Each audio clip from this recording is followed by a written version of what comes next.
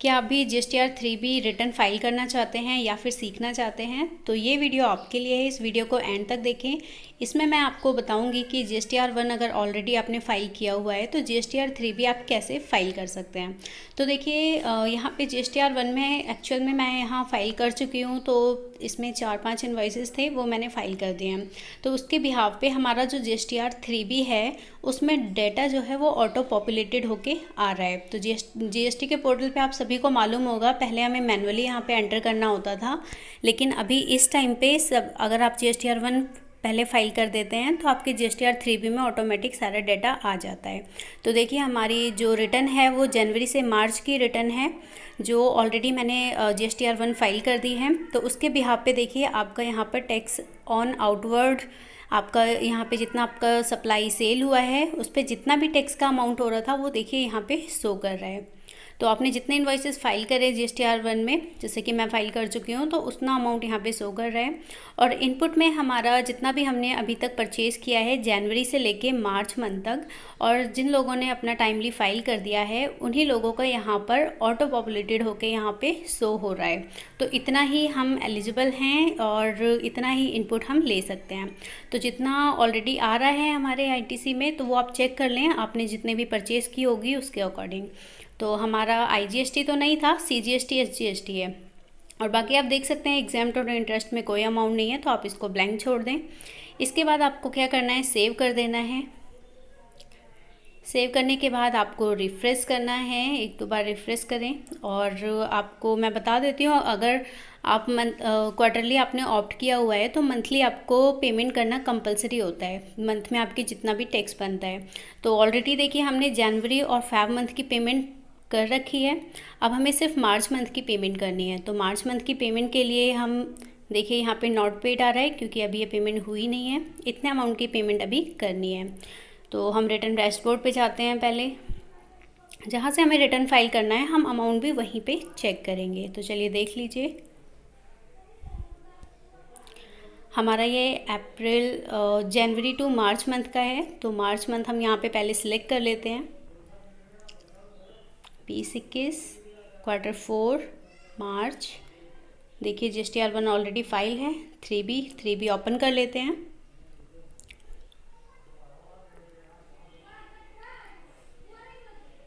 जैसे ही आप ओपन करेंगे, आप नील रिटर्न फाइल करना चाहते हैं तो हम यहाँ पे नो पे क्लिक करके नेक्स्ट कर देंगे।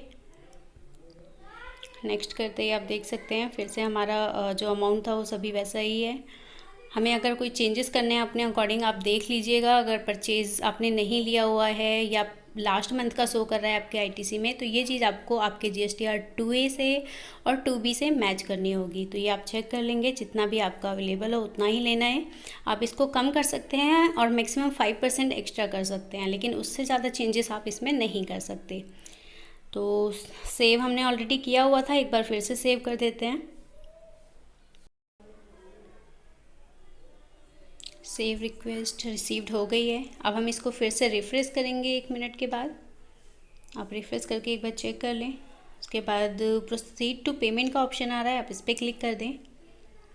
क्लिक करने के बाद आप देख सकते हैं यहाँ पे काफ़ी चीज़ें लिखी आ रही हैं, आप इसको रीड कर सकते हैं। इसके बाद आपके कैश लेजर में जितना अमाउंट है आप यहाँ से चेक कर सकते हैं। क्रेडिट लेजर में जितना अमाउंट आपका पहले से पड़ा हुआ है वो भी आप यहाँ से चेक कर सकते हैं। और नीचे आ जाते हैं। नीचे आप देख सकते हैं जितना भी हमारा टैक्स का अमाउंट वहाँ पर शो कर रहा था CGST SGST में, देखिए सेम अमाउंट है। ऑलरेडी हमारा जो पेड है वो इतना अमाउंट है, और यूटिलाइज कैश बैलेंस देखिए सभी कुछ यहाँ पे ऑटोमेटिक आ रहा है। अब यहाँ पे 15,000 हमें CGST SGST का अमाउंट आ रहा है। तो प्रोसीड मोड इन क्वार्टर, ये हमें यहाँ पे शो करेगा कि ऑलरेडी आप कितनी पेमेंट कर चुके हैं। तो यहाँ से आप चेक कर सकते हैं। आपको क्लिक करना है make payment and post credit to ledger, आप इस पर क्लिक करें, यस कर दें। यस करने के बाद आपका यहाँ पे चालान जनरेट हो जाएगा। आप सिंपली यहाँ पे जितना अमाउंट आपका आ रहा है आप इसकी पेमेंट कर दें। पेमेंट करने के लिए आपको यहाँ पे ई-पेमेंट भी कर सकते हैं, ओवर द काउंटर मोस्टली नहीं करते हैं, या RTGS NEFT भी कर सकते हैं। तो आप सिंपली यहाँ पे अगर नेट बैंकिंग है तो उसी के थ्रू यहाँ पे फाइल करें। यहाँ पेमेंट करने के बाद आपको नेट बैंकिंग का यहाँ ऑप्शन मिलेगा। यहाँ पे बैंक सेलेक्ट कर लें, आपका जो भी बैंक है। जैसे हमारा HDFC है, हमने HDFC सेलेक्ट कर लिया। टर्म एंड कंडीशन को टिक करिए एंड मेक पेमेंट पे क्लिक करेंगे। क्लिक करने के बाद आपको रिटेल और कॉर्पोरेट दो ऑप्शन मिलेंगे। अगर आप रिटेल अगर कंपनी नहीं है, इंडिविजुअल हैं, तब आप इस केस में रिटेल पे क्लिक करेंगे, अदरवाइज़ कॉर्पोरेट। अपना यूज़र ID पासवर्ड यहाँ एंटर कर दें। एंटर करने के बाद कंफर्म करें। कंफर्म करने के बाद आपको यहाँ सेलेक्ट का अब यहाँ पे अपना अकाउंट नंबर सेलेक्ट कर लें। इसके बाद यहाँ पे एक बार अमाउंट ज़रूर चेक कर लें, आपका जितना अमाउंट टैक्स का बन रहा है। देखिए SGST CGST में हमारा 15 समथिंग था, यही सेम अमाउंट हमारे यहाँ शो कर रहा है। आप इसको कन्फर्म कर दें। ये चेक करना बहुत ही ज़रूरी है। कभी कभी ऐसा हो जाता है कि बाय मिस्टेक भी कुछ अमाउंट में प्रॉब्लम आ जाती है, तो आप इसको ज़रूर चेक करें एंड टाइम की पेमेंट के टाइम पे। तो कंफर्म करने से पहले चेक कर लें। कंफर्म करते ही आपके पास एक OTP आएगा, OTP को यहाँ पे एंटर कर दें। तो सभी बैंकों के लिए अलग अलग थोड़ा सा फॉर्मेट होगा, वो आप उसी के अकॉर्डिंग चेक कर सकते हैं। तो यहाँ OTP एंटर कर देते हैं हम।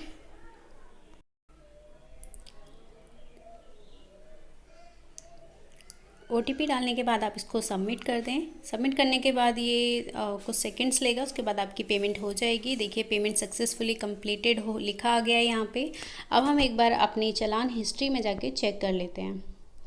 चालान हिस्ट्री में जाके चेक करना उतना ही ज़रूरी है पेमेंट के बाद। तो पेमेंट के बाद आप यहाँ चालान हिस्ट्री में क्लिक करें। क्लिक करने के बाद आप देख सकते हैं यहाँ पे लास्ट पेमेंट हमारी 11/5 हमारी पेड शो कर रही है। देखिए पेमेंट हमारी हो गई है। इट मीन्स कि अब हम इजीली फाइल कर सकते हैं। तो तीनों मंथ्स की हमारी पेमेंट हो गई है, जनवरी टू मार्च। तो यहाँ पे ये पेमेंट होने के बाद अब हम सीधा चलते हैं आपकी जो भी रिटर्न फाइल करनी है। तो हमारी मार्च मंथ की GST रिटर्न है ये 3B, तो इसे ओपन कर लेते हैं। देखिए काफ़ी इजी है, अगर एक बार भी अगर कर लेते हैं आप तो ये काफ़ी इजी लगने लग जाएगा आपको। बस आपको फाइनेंशियल ईयर थोड़ा सा देख के चेक करके और मंथ सही से सिलेक्ट करके ही पेमेंट करनी है और फाइल करना है। कभी ऐसा ना हो गलती से आप किसी और मंथ का फाइल कर दें। रिटर्न डैशबोर्ड पे एक बार हम चेक कर लेते हैं फिर से, जहाँ से हमें फ़ाइल करना है। तो मार्च मंथ ओपन कर लेते हैं। सबसे पहले 20-21 4th quarter March month search करने के बाद हमें 3B फाइल करना है। हम 3B पे क्लिक कर देते हैं। देखिए यहाँ पे ड्यू डेट भी हमारी शो होती है, तो आप यहाँ से भी चेक कर सकते हैं ड्यू डेट्स। बाकी पोर्टल की मेन वेबसाइट पे डैशबोर्ड पे भी आपको देखने को मिल जाएगा। यहाँ पे सिंपली नो पे क्लिक करें, नेक्स्ट करें, क्लोज़ करें। क्लोज़ करने के बाद आप नीचे आ जाएं। यहाँ पे प्रोसीड टू पेमेंट का ऑप्शन दिख रहा है, आप इस पर क्लिक करें। क्लिक करने के बाद यहाँ पे आपको चेक करना है कि कैश लेज़र और क्रेडिट लेज़र में हमारा अमाउंट शो कर रहा है या नहीं, क्योंकि जितना अभी हमने पे किया है वो सारा अमाउंट यहाँ पे शो करना चाहिए। तो आप यहाँ पे चेक कर लें, कोई टैक्स अभी भी रिक्वायरमेंट तो नहीं है कैश की। देखिए एडिशनल कैश नॉट रिक्वायर्ड नहीं है। आप simply make payment post credit पे क्लिक करें और ऑफसेट कर दें, ओके करें।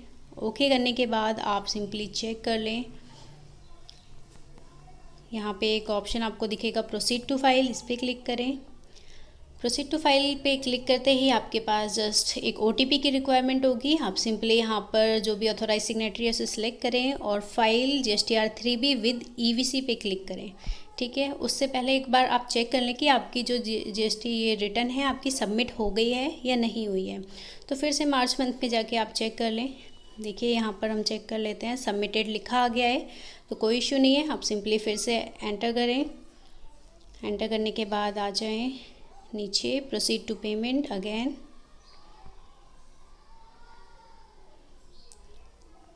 इसके बाद आपको ऑप्शन दिख रहा होगा नीचे प्रोसीड टू फाइल, इस पर क्लिक करें।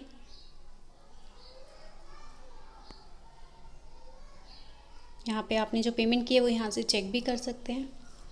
तो ये उतना कुछ काम का नहीं है, आप सिंपली प्रोसीड टू फाइल करें।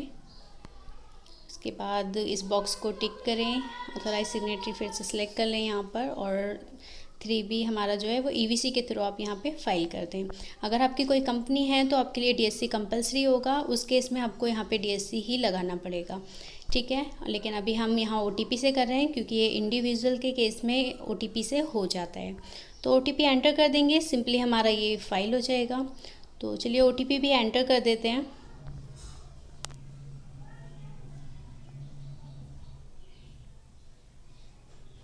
एंटर करने के बाद वेरीफाई पे क्लिक करें। देखिए हमारी जो रिटर्न है वो सक्सेसफुली फाइल्ड हो गई है। तो इस तरह से आप काफ़ी इजी है फाइल करना, आप भी फाइल कर सकते हैं। आपको फिर भी कोई प्रॉब्लम आती है तो आप मुझे मैसेज करके पूछ सकते हैं, कमेंट कर सकते हैं। और मैंने काफ़ी वीडियोस और भी बनाई हुई हैं, उन्हें भी चेक कीजिए। और अगर आप हमारे चैनल पे नए हैं तो चैनल को भी सब्सक्राइब कर लीजिए। मिलते हैं नेक्स्ट वीडियो में।